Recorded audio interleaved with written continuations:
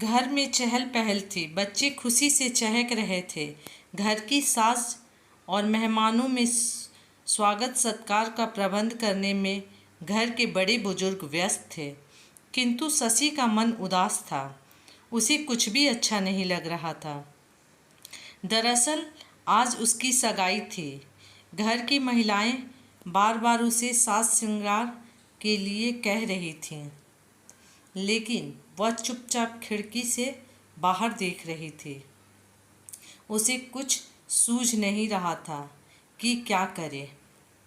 2 महीने पहले जब उसकी शादी तय हुई थी तो वह खूब रोई थी।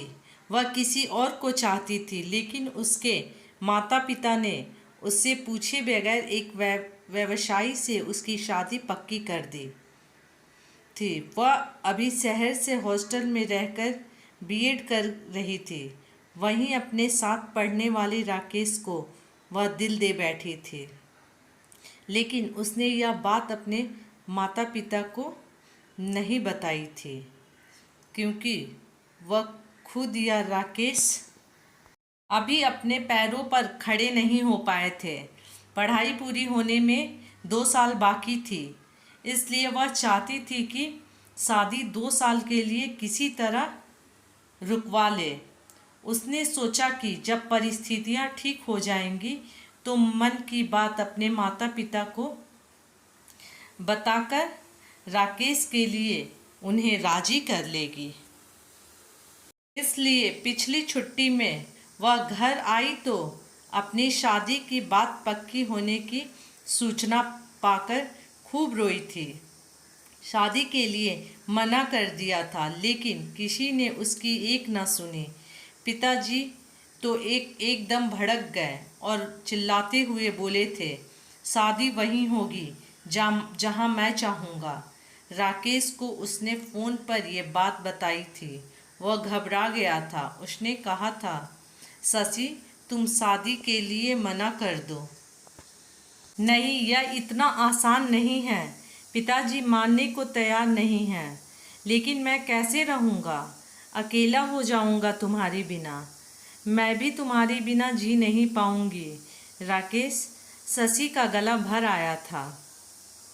एक काम करो, तुम पहले हॉस्टल आ जाओ, कोई उपाय निकालते हैं, राकेश ने कहा था। मैं रेलवे स्टेशन पर तुम्हारा इंतज़ार करूँगा।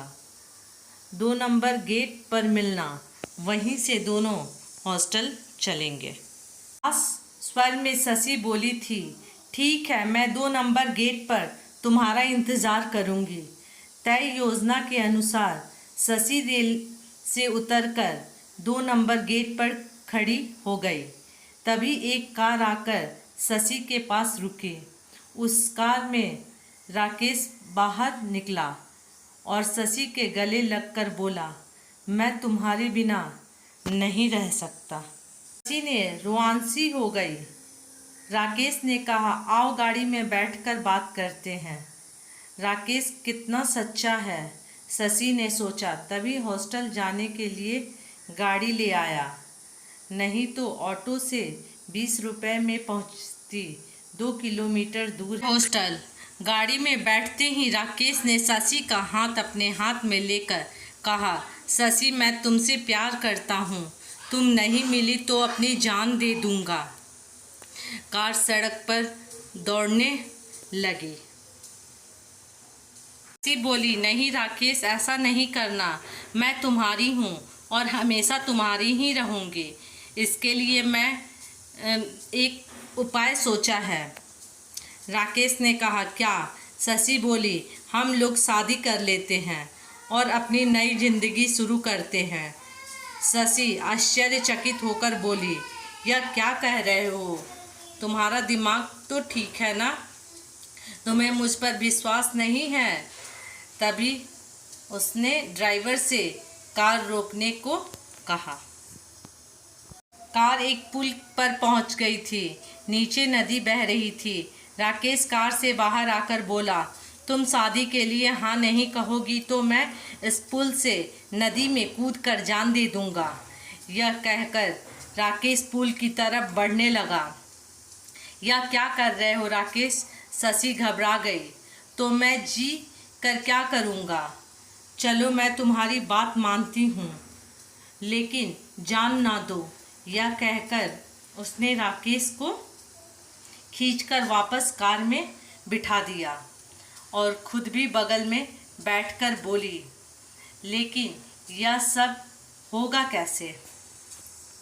शशि के हाथों को अपने सीने से लगाकर राकेश बोला, अगर तुम तैयार हो तो सब हो जाएगा। हम दोनों आज ही शादी करेंगे। शशि चकित रह गई। इस निर्णय पर वह कांप रही थी। उसकी समझ में नहीं आ रहा था कि क्या करे। ना कहे तो प्यार टूट जाता और राकेश जान दे देता। हाँ कहे तो माता पिता, रिश्तेदार और समाज के गुस्से का शिकार बनना पड़ेगा। क्या सोच रही हो? राकेश ने पूछा। शशि बोली, यह सब अचानक और इतनी जल्दी ठीक नहीं है। मुझे कुछ सोचने समझने का समय तो दो। इसका मतलब तुम्हें मुझसे प्यार नहीं है। ठीक है, मत करो शादी। मैं भी जिंदा नहीं रहूँगा। अरे यह क्या कर रहे हो? मैं तैयार हूँ, लेकिन शादी कोई खेल नहीं है। कैसे शादी होगी? हम कहाँ रहेंगे? घर के लोग नाराज़ होंगे तो क्या करोगे? हमारी पढ़ाई का क्या होगा? शशि ने कहा। इसकी चिंता मत करो, मैं सब संभाल लूँगा। एक बार शादी हो जाने दो, कुछ दिन बाद सब मान जाएंगे। वैसे हम बालिग हैं, अपने जीवन का फैसला स्वयं ले सकते हैं, राकेश ने समझाया। लेकिन मुझे बहुत डर लग रहा है। मैं हूँ ना, डरने की क्या बात है? चलो फिर ठीक है, मैं तैयार हूँ। डरते डरते शशि ने शादी के लिए हामी भर दी। वह किसी भी कीमत पर अपना प्यार खोना नहीं चाहती थी।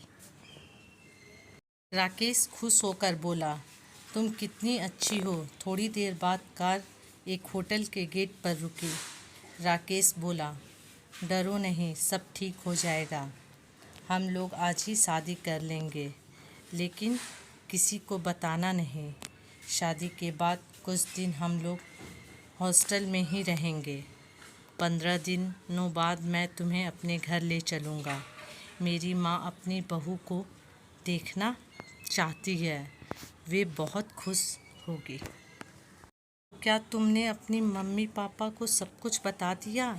नहीं, सिर्फ मम्मी को, क्योंकि मम्मी को गठिया है, ज़्यादा चल फिर नहीं पाती, इसलिए वे जल्दी बहू को घर लाना चाहती हैं।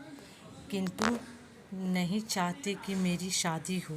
वे चाहते हैं कि मैं पहले पढ़ लिख कर अपने पैरों पर खड़ा हो जाऊं, लेकिन वे भी मान जाएंगे। फिर हम दोनों की सारी मुश्किलें ख़त्म हो जाएंगी। राकेश बोला, तुम बहुत अच्छे हो। तो मेरी प्यारी महबूबा, तुम होटल में आराम करो। और हाँ, इस बैग में तुम्हारी ज़रूरत की सारी चीज़ें हैं। तुम रात 8 बजे तक तैयार हो जाना। फिर हम दोनों पास के मंदिर में चलेंगे, वहाँ शादी कर लेंगे। फिर हम होटल में आ जाएंगे। आज हमारी ज़िंदगी का सबसे खुशी का दिन होगा। आप कुछ प्रबंध करने राकेश बाहर चला गया। शशि उधेड़-बुन में थी। उसके कुछ समझ में नहीं आ रहा था। अपने माता पिता को धोखा देने की बात सोचकर उसे बुरा लग रहा था, लेकिन राकेश जिद पर अड़ा था और वह राकेश को खोना नहीं चाहती थी। कब रात के 8 बज गए पता ही नहीं चला। तभी राकेश आकर बोला, अरे अभी तक तैयार नहीं हुई? समय कम है, तैयार हो जाओ। मैं भी तैयार हो रहा हूँ। लेकिन राकेश, यह सब ठीक नहीं हो रहा है, शशि ने कहा। यदि ऐसा है तो चलो, तुम्हें हॉस्टल पहुँचा देता हूँ, किंतु मुझे हमेशा के लिए भूल जाना। मैं इस दुनिया से दूर चला जाऊँगा, जहाँ प्यार नहीं, वहाँ जीकर क्या करना? राकेश उदास होकर बोला, तुम बहुत ज़िद्दी हो राकेश। डरती हूँ कहीं कुछ बुरा ना हो जाए, लेकिन मैं किसी कीमत पर अपना प्यार पाना चाहता हूँ। नहीं तो बस राकेश और कुछ मत कहो। 1 घंटे में तैयार हो कर दोनों पास के एक मंदिर में पहुँच गए। वहाँ राकेश के कुछ दोस्त पहले से मौजूद थे। राकेश मंदिर के पुजारी से बोला, पंडित जी, हमारी शादी जल्दी करा दीजिए। जल्दी ही शादी की प्रक्रिया पूरी हो गई। शशि और राकेश एक दूसरे के हो गए। शशि को अपनी बाहों में लेकर राकेश बोला, चलो अब हम होटल चलते हैं। आज की रात वहीं बितानी है। हम दोनों होटल में आ गए, लेकिन यह दूसरा होटल था। शशि को घबराहट हो रही थी। राकेश बोला, चिंता ना करो, अब सब ठीक हो जाएगा। आज की रात हम दोनों की खास रात है। शशि मन ही मन डर रही थी, किंतु राकेश को रोक न सकी। फिर उसे भी अच्छा लगने लगा था। दोनों एक दूसरे में समा गए। कब 2 घंटे बीत गए पता ही नहीं चला। थक गई ना? चलो पानी पी लो और सो जाओ। पानी का ग्लास शशि की तरफ बढ़ाते हुए राकेश बोला। शशि ने पानी पी ली। जल्द ही उसे नींद आने लगी। वह सो गई। सुबह जब शशि की नींद खुली तो वह हक्का बक्का रह गई। उसके शरीर पर एक ही वस्त्र नहीं था। उसके मुंह से चीख निकल गई जब उसने देखा कि कमरे में राकेश बोला, चुप रहो जाने मन, यहाँ तुम्हारी आवाज़ सुनने वाला कोई नहीं है। ज़्यादा इधर उधर की तो तेरी आवाज़ को हमेशा के लिए खामोश कर देंगे। यह तुमने अच्छा नहीं किया राकेश। अपने शरीर को ढकने का प्रयास करती हुई शशि रोने लगी। तुमने मुझे बर्बाद कर दिया। मैं सबको बता दूंगी, पुलिस में शिकायत करूंगी। नहीं, तुम ऐसा नहीं करोगी, अन्यथा हम तुम्हें जिंदा नहीं छोड़ेंगे। वैसे ऐसा करोगी तो तुम खुद ही बदनाम होगी, कहकर राकेश हंसने लगा। उसके दोस्त भी हंसने लगे। शशि का बदन टूट रहा था। उसके शरीर पर जगह जगह नोचने खसोटने की निशान थी। वह समझ गई कि रात में पानी में नशीले पदार्थ मिलाकर पिलाया था राकेश ने। उसके बेहोश हो जाने पर सबने उसके साथ। शशि का रो रो कर बुरा हाल हो गया। राकेश बोला, अब चुप हो जा, जो हो गया उसे भूल जा, इसी में तेरी भलाई है। और जल्दी से तैयार हो जा, तुझे हॉस्टल पहुंचा देता हूं। और हाँ, किसी से कुछ कहना नहीं, वरना अंजाम अच्छा नहीं होगा।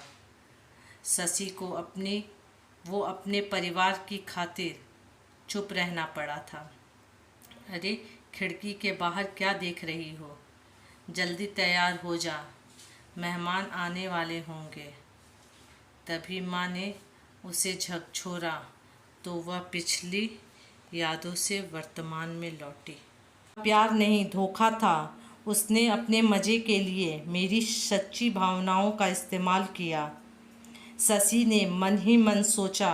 अपने आंसू पोंछते हुए शशि बाथरूम में घुस गई। उसे अपनी नासमझी पर गुस्सा आ रहा था।